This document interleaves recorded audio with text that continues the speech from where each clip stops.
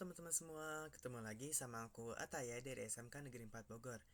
Nah, di modul MTCNA kali ini aku bakal membahas tentang IP address dan subnetting nih teman-teman. Oke, kita langsung aja ke videonya. Yang pertama yang akan kita pelajari di modul kali ini, yang pertama ada pengenalan IP address dan subnetting, kemudian ada IP public dan private, classful dan classless addressing, kemudian kasus subnetting, konsep block subnet, juga ada konsep switch dan juga router. Oke, kita pengenalan dulu teman-teman. Agar suatu perangkat bisa terhubung ke perangkat lainnya, kita tuh memerlukan identitas nama nih teman-teman pada setiap perangkat. Identitas tersebutlah yang dinamakan IP address. Jadi kayak misalkan kita tuh ingin menuju ke suatu alamat nih teman-teman, ke rumah seseorang. Kita perlukan yang namanya identitas alamat si orang tersebut, karena kalau enggak kita nggak bakal tahu kemana kita harus pergi. Begitupun juga dengan data nih teman-teman, begitupun juga dengan jaringan. Ketika kita ingin mengirim data, kita perlu tuh yang namanya identitas, sehingga kita tahu kemana data tersebut harus dikirim. Nah, identitas tersebut yang dinamakan dengan IP address, seperti itu teman-teman. Nah, untuk IP address itu bentuknya seperti ini teman-teman, 192.168.20.1.1. Dan IP address itu ada dua jenis, ada IP versi 4 dan juga IP versi 6. Oke, kita lanjut dulu ke subnetting. Apa sih subnetting itu? Nah, subnetting itu adalah upaya atau proses untuk memecah sebuah network dengan jumlah host yang cukup banyak menjadi beberapa network dengan jumlah host yang lebih sedikit, teman-teman. Teknik subnetting membuat skala jaringan lebih luas dan tidak dibatas oleh kelas-kelas IP A, B, dan C yang akan kita bahas nanti nih teman-teman. Oke, kita bahas dulu terkait dengan IP nih teman-teman. Jadi, kan kita tahu bahwasannya IP itu terdapat versi 4 dan versi 6. Nah, di IP nanti, di pembahasan nanti, kita harus mengetahui nih teman-teman, ada yang namanya istilah prefix, subnet mask, kemudian IP network, broadcast, dan juga range. Dimana prefix ini tuh adalah total IP yang tersedia nih teman-teman. Subnet mask itu adalah prefix ini teman-teman, jadi nilainya teman-teman. Kalau misalkan di mikrotik, kita tuh biasa menyebut istilah total IP yang ada itu sebagai prefix. Sedangkan di Cisco kita menyebutnya sebagai subnet mask, seperti itu teman-teman. Jadi intinya prefix dan subnet mask itu adalah satu hal yang sama teman-teman.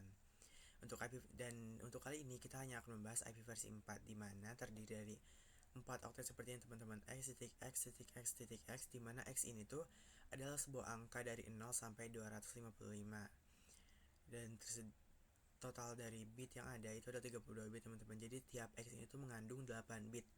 Itu kode biner 11110000 dan seterusnya teman-teman. Nah, kemudian untuk subnetting, jadi kayak misalkan kita misalkan mempunyai 12 nih teman-teman. Kita mempunyai 12 PC dalam suatu kelas. Nah, ketika kita ingin menggunakan prefix slash 24 nih teman-teman, misalkan, karena kan secara otomatis adalah slash 24, dimana slash 24 ini by default akan menggunakan total IP-nya itu 256 teman-teman. Dimana ini tuh berlebihan banget ya, dimana kita hanya membutuhkan 12 IP teman-teman. Kalau misalkan di sini ada 256 IP, berarti kita terbuang sekitar 200 sekian IP. Nah, maka dari itu diperlukanlah yang namanya subnetting ya teman-teman. Kita kalau misalkan hanya membutuhkan 12 IP, kita bisa menggunakan slash 28 teman-teman, dimana total IP-nya adalah 16. Untuk hal itu kita akan membahasnya nanti nih teman-teman. Oke, selanjutnya ada yang namanya IP public dan juga IP private nih teman-teman. Kalau IP public itu adalah IP yang digunakan di internet dan dapat diakses dari mana saja, contohnya server website seperti Facebook dan YouTube. Jadi ketika kita mengakses misalkan youtube.com, nah di situ tuh sebenarnya terdapat ada banyak IP public teman-teman yang bisa kita akses. Sedangkan IP private itu tuh IP yang digunakan di jaringan lokalan aja, jadi dia nggak bisa diakses langsung dari internet. Kayak misalkan ponsel kita itu tuh biasanya tuh menggunakan IP private nih teman-teman. Tapi IP private itu tuh bisa dimanfaatkan NAT untuk terhubung ke internet melalui satu IP public, dimana NAT ini nanti kita akan membahasnya lebih lanjut di materi lain bahwasannya. Tapi aku spill dikit dulu bahwasannya NAT itu adalah kita mengubah IP private itu tuh menjadi IP public, sehingga dia tuh bisa mengakses ke jaringan teman-teman, seperti itu. Nah, jadi IP private itu range-nya itu seperti ini teman-teman. Ada terdapat 5 kelas sebenarnya, ada kelas A, kelas B, kelas C, dan juga kelas D. kelas E juga ada. Tapi kalau misalkan yang perlu kita ketahui hanya cukup kelas A, B, dan C, karena kelas D dan E itu hanya sebagai percobaan aja. Jadi untuk kelas A itu range-nya tuh 10.0.0.0 sampai dengan 10.255 sekian. Kalau kelas B itu 172.16.0 sampai dengan 172.255 sekian, teman-teman. Oh, ini kayaknya ada kesalahan. Harusnya kelas B itu range-nya itu 172.16 sekian sampai 172.31.255 sekian, teman-teman. Kalau kelas C ini benar 192.180 sampai dengan 192.168.255 sekian, seperti itu, teman-teman. Nah, di IP juga ada yang namanya istilah tuh classful dan juga classless ya, teman-teman. Apa sih itu tuh? Jadi kalau misalkan classful, sebagai yang kita udah tahu bahwasannya setiap IP itu kan terdapat kelasnya masing-masing ya. Kalau misalkan kita menggunakan classful, itu ada kelas A, kelas B, kelas C. Kita tuh hanya terpaut secara prefixnya tuh otomatis, teman-teman. Kayak misalkan kita menggunakan kelas A nih, CDR atau prefixnya itu adalah /8, teman-teman, dimana itu IP-nya tuh jelas banyak banget. Ketika kita hanya membutuhkan misalkan 10 IP nih, teman-teman. Kalau misalkan kita menggunakan classful, kelas A, kita menggunakan IP kelas A, jelas itu IP /8 tuh berlebihan banget, teman-teman. Maka dari itu sekarang udah ada yang namanya classless, teman-teman. Kalau classless tuh dia tuh udah nggak terpaut ke yang namanya kelas-kelasan, tapi dia sudah terpaut ke yang namanya slash, teman-teman. Jadi misalkan kita hanya membutuhkan 10 IP, kita bisa langsung menggunakan misalkan /28 dengan total IP-nya tuh ada 16, dan yang bisa digunakan tuh ada 14. Itu akan kita bahas lagi nanti. Seperti itu, teman-teman. Jadi kalau misalkan kelas, misalkan kita ingin menggunakan kelas A dengan range IP-nya tuh ini IP private. Nah, kita bisa menggunakan /28. Jadi udah nggak ada kelas-kelasan lagi. Kalau misalkan kita menggunakan classless, teman-teman. Kemudian misalkan di sini tuh ada contoh IP ya, ini tuh masuk ke IP public, teman-teman, ke IP public. Sedangkan kalau misalkan 192 ini dia masuk ke IP private ya. IP private kelas C ini, teman-teman. Seperti itu, teman-teman. Jadi intinya kalau classful kita tuh masih terpaut ke yang namanya kelas A, kelas B, kelas C. Kalau classless itu udah enggak, dia udah terpaut ke /28, 29 dan lain sebagainya. Seperti itu, teman-teman. Oke, teman-teman, di sini misalkan ada suatu kasus subnetting ya, teman-teman. Kita di sebuah kelas tuh ada memiliki 12 PC dan dia akan menggunakan IP 192.168.10.0, teman-teman, dimana ini adalah kelas C. Tapi kalau misalkan kita menggunakan kelas full dimana total IP-nya itu adalah 256, jelas kita hanya menggunakan 12 PC itu tuh berlebihan. Maka kita akan menggunakan classless nih, teman-teman, yaitu slash, dimana kita pertama menentukan prefixnya dulu, teman-teman, yaitu slash atau IP yang bisa kita gunakan. Kita tahu sendiri bahwasannya IP versi 4 itu total IP-nya adalah 32. Kemudian kita kurangi dengan ini, teman-teman. Kita harus menentukan dulu sebelumnya 2 pangkat berapa yang hasilnya tuh melebihi 12 tapi nggak jauh-jauh amat. Jawabannya adalah 2 pangkat 4, teman-teman. Karena 2 pangkat 4 adalah 16. Kalau misalkan 2 pangkat 3 itu 8, jelas kurang, teman-teman.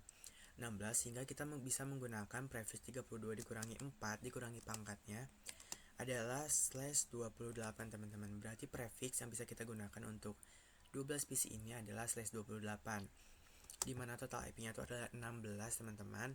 Dan IP yang bisa digunakan itu bisa kita kurangi dari IP network dan juga IP broadcast ada 2. Jadi totalnya itu kita bisa menggunakan 14 IP nih, teman-teman. Dimana itu tuh cukup banget, dimana kita membutuhkan 12 PC tapi kita tersedia 14, walaupun sebenarnya masih kelebihan 2. Itu tuh lebih mendingan banget, itu better dibandingkan kita menggunakan 256 yang jelas lebihnya banyak banget. Yang kedua, kita menentukan subnet masknya nih, teman-teman. Untuk menentukan subnet mask kita tuh perlu menghitung yang namanya total IP, teman-teman. Total IP yang ada atau subnet mask yang ada itu kan 256. Kita kurangi dengan ini, teman-teman, kita kurangi dengan total IP yaitu 16 sama dengan 240. Berarti ini dia subnetnya adalah 255.255.255.240. Seperti ini, teman-teman. Kemudian kita menentukan networknya. Gimana cara menentukan network yang ini kita kan belum belajar lebih lanjut. Jadi network itu adalah IP pertamanya, teman-teman, sebagai identitas dari LAN itu, yaitu titik 0, teman-teman. Berarti ini dia networknya adalah 192.168.10.0. Kalau broadcast dia itu adalah IP terakhir dari blok subnet ini. Gimana cara nentunya? Cara nentunya adalah 0 ditambah dengan total IP teman-teman. Total IP itu adalah 16 kan. Kemudian dikurangi 1. Jawabannya adalah 15. Berarti ini broadcast atau IP terakhirnya itu adalah 192.168.10.15. Seperti ini teman-teman. Kalau misalkan range-nya itu adalah IP yang bisa digunakan. IP range itu adalah satu IP setelah network dan satu IP sebelum broadcast. Berarti ini 192.168.10 titik setelah network. Ini kan titik 0, berarti titik 1 sampai 192.10 titik satu IP sebelum broadcast. Sebelum 15 angka berapa? 14. Berarti untuk IP yang bisa digunakan itu adalah titik 1 sampai titik 14. Seperti itu ya teman-teman. Selanjutnya kita akan membahas yang namanya blok subnet ya teman-teman. Jadi blok subnet itu adalah rentang IP yang tercipta dari proses subnetting ya teman-teman. Kayak misalkan ini nih. Misalkan kayak tadi kan sebelumnya kita sempat ngerjakan soal tuh rentang IP-nya tuh 0 sampai 15 nih teman-teman. Kalau misalkan ini misalkan 0 sampai 31, ini tuh menggunakan slash 27 ya teman-teman. Itu dia tuh akan menjadi blok subnet pertama teman-teman. Kemudian IP selanjutnya ini dia akan menjadi blok subnet kedua dan seterusnya teman-teman. Dimana setiap blok subnet yang berbeda ini mereka tuh nggak bisa melakukan yang namanya komunikasi teman-teman, karena mereka memiliki blok subnet yang berbeda.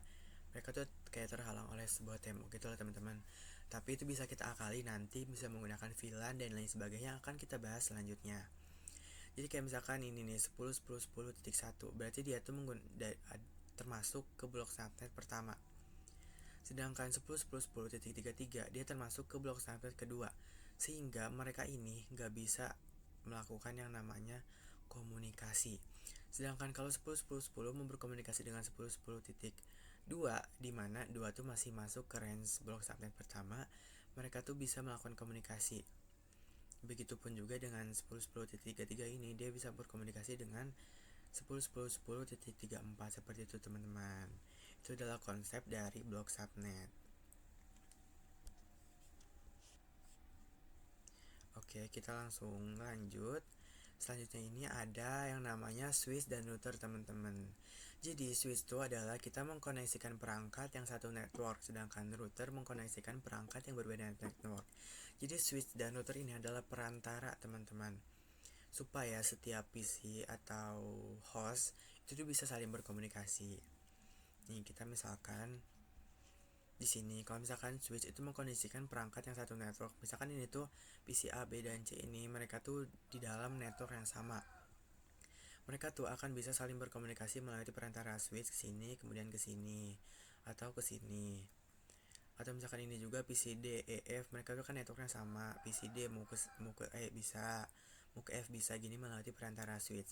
Tapi di mana ketika PC network area sini dan area sini itu tuh memiliki network yang berbeda, mereka tuh harus memerlukan yang namanya router teman-teman, supaya mereka tuh bisa saling berkomunikasi teman-teman menggunakan gateway. Kalau udah ada router gini, nanti PC D itu tuh bisa berkomunikasi ke PC A melalui perantara ini. Seperti itu teman-teman untuk konsep dari switch dan juga router.